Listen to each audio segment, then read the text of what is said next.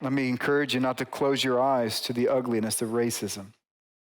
I recently wrote an article that you can find it at pray.org/say about CRT, critical race theory, which was initially developed in the field of law to account for lingering injustice in societies.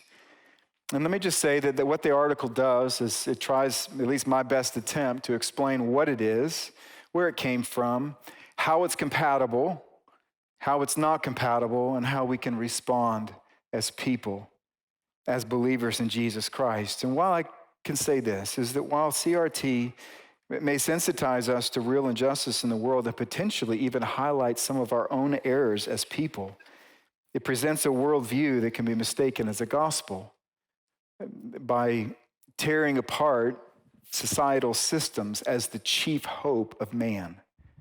That said, let me say that any degree of disappointment, or disagreement, I should say, with any ideology about humanity or about race should not blind us to racism.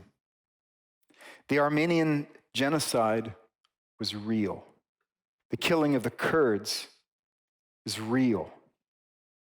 Slavery in America and the world is real. Pastors in America giving theological legitimacy to the involuntary slave trade in spite of God's condemnation of it was real.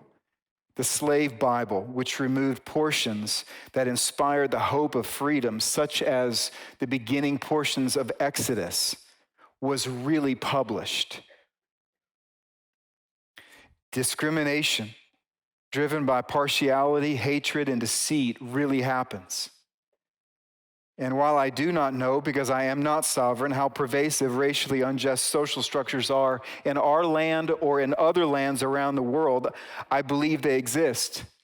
I do not believe they always disfavor the same group, but they exist. I don't believe they're always motivated by active hatred, but they exist. Let me just say that we do not have to accept every philosophy or ideology, nor do we have to feel guilty, or should we feel guilty for sins we did not commit in order to see, agree, and abhor racism. And if we are following Jesus, who came to free the oppressed, we will spend less time dismissing the possibilities of such injustices and more time trying to help people.